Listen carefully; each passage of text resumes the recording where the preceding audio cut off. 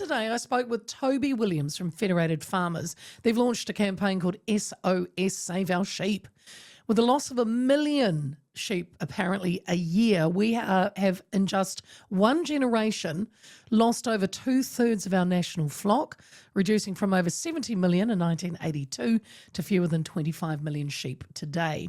Toby stresses the loss of grazing land to pine forests and unrealistic emissions trading scheme settings is impacting the industry so badly. He believes if this trend continues, we're not going to have any sheep in our country within 2 decades. Could you imagine that? No sheep. But what also came out of yesterday's chat with him was the cost of lamb and meat in general for us to buy. We know there are a variety of reasons: our export-oriented industry, rising production costs, and our domestic market. Now, that all sounds like hooey to some, though, who just lament that we've got plenty of cows and sheep, although numbers are declining, in the country, yet we are charged like, excuse the pun, wounded bulls a lot of the time when we want to buy a leg of lamb, say, or a big juicy steak. I mentioned yesterday that I don't buy my meat from the supermarket. I've been lucky enough to have a great butcher who has set up a delivery service. And there are a few around the country now that are doing that, but not only that, butchers themselves. Growing up, Mum would take us to the butcher every week, drag us along. I'd love to go because Mum would get her meat and he'd give us a free little boy, or I know that sounds weird, Cheerio. You know, they were called little boys, weren't they? Cheerios. I'd stand there and he goes, "Would you like a little boy?" I'm a girl. See, it happened way back then. I said, "I'm a ma'am." Anyway, many butchers have closed, sadly, and they've been shut out by the big supermarkets. So how do we look for bargains? And are there still cheaper cuts that we can get? So joining me now, I thought would be great, because I've talked about him before on the show, is my mate. He's a Welsh butcher extraordinaire, Tristan, a.k.a. Tucker. Tucker, hello, my love. Hey, Leah, how are you? That's the kindest introduction I've ever had. Well, I meant every single word, Tucker.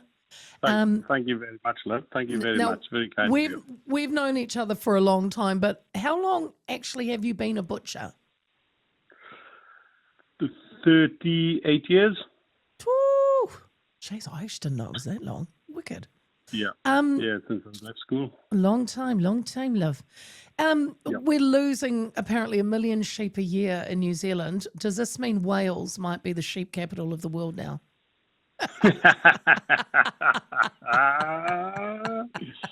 It could be, love. It could be. You never know. That was always the joke between our two countries, wasn't it? Well, Welsh and I think we always had the better looking sheep. Yes, you had the prettier sheep. Yeah, I'll give you that one, Tuck.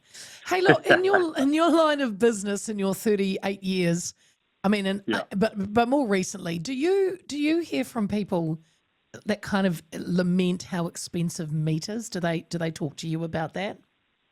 Yep. Look, I mean, we used to have a market stall, so we'd be engaging with the customers weekly. Obviously, that closed down, so online. But we still chat to people regularly on email, phone calls, when there's prices are changing. But I think everybody's sort of coming to accept it now. When you look at the likes of produce in general, butter, etc., everything is going crazy at the moment. This is probably the most challenging I've seen in 20 years in New Zealand. I've been here. Yeah.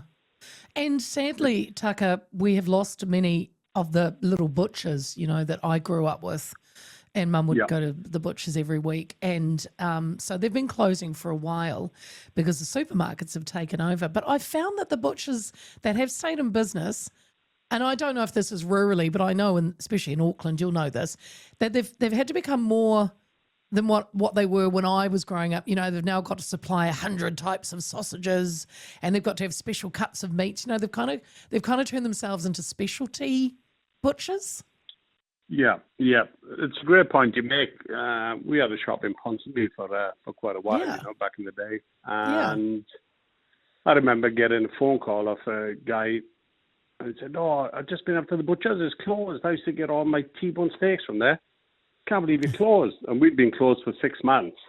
What happens is people go to the supermarkets, they get chicken, they get mince, they get sausages, for the week. And, I fancy something a bit special. Supermarket doesn't do it. I'll go to my butcher.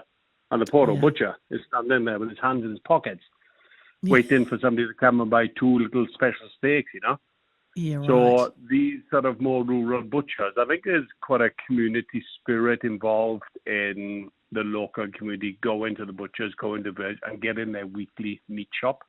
Yeah, yeah. Getting their chicken, getting their mince, getting their sausages, and adding value to that sale. Yeah. And you're right, in the rural communities, the smaller communities would support their local butcher, we used to in our smaller in Hawke's Bay, when I was growing up. And so, Tuck, for a few years now, you've started this. I mean, you're a full-time butcher, but you've started a delivery service, and I mean, I love it. I'm very grateful to you because you have really good cuts of meat. And I know you've worked your best to keep them at a really good price. And I don't buy meat from the supermarkets anymore. Is that quite common now? Have you seen online? Is that what butchers are doing? There's lots and lots now, especially around Auckland. Refrigerated deliveries is always a challenge because it's quite expensive. But I'm quite fortunate in a connection there that does it. But more and more are popping up now, and a lot of them are butcher shops, just trying to create an extra revenue, to keep going, because it's got to be the hardest time I've ever known to own a standalone butcher shop. Really? And with the age of convenience now, I mean, lots of people shop online for everything, don't they? Pretty much, Oh yeah. So it's just trying to generate that extra revenue stream. Is there still, Tucker, cheap cuts of meat? I know there used to be. We used to get lamb shanks and feed them to the dogs, in the day, and beef cheek, because no one wanted them, and now they're vacuum packed and sold in Faro for $45 a kilo or something like that. Is there still such a thing as cheap cuts? I hate to be the bearer of bad news, but unfortunately not. It is extremely challenging at the moment. Like you say, your lamb shanks now. And what happens, beef cheek used to be one that was real cheap, but then the chef will come along, elevate it into a beautiful restaurant dish, and it becomes popular, and then the price goes up. It's back in the day we used to say, maybe your shin, which is what I grew up on. We'd finish school, couple hours in the coal mines, and then home for a hot meal, which was usually beef chuck or beef mince. But now even the global demand. I mean, just roughly punching the numbers, if there's about just over 3.5 million beef cattle in New Zealand, America would consume that in burgers alone in 8 days. There is 137 million burgers eaten daily in America. Oh. So that 3.7 million would disappear in 8 days. So New Zealand exports probably 90% of its beef and lamb generally because, the quality is good. But in global terms and numbers, our annual beef production would get sucked up in America in 8 days in burgers. Oh, and burgers alone, not even, No, that gives you an idea on what we're sort of facing and what we're dealing with, So unfortunately, there is nothing. It's just probably rather than buying cheap cuts or the cheapest you can afford, but trying to extend it, maybe, you know what I mean? Making soups, which is what we've started doing and things like that. Maybe trying to elevate the dish and bulk it up a bit with some veggies and that, and make it last. Yeah, right. Probably, wow. Nothing, so even lamb flaps, nothing. Yeah. cheap So now. what I'm hearing is there's no cheaper cuts, but what we do have, you can try and stretch it further and get more bang for your buck if you've bought something. I mean, a look, lamb leg or something.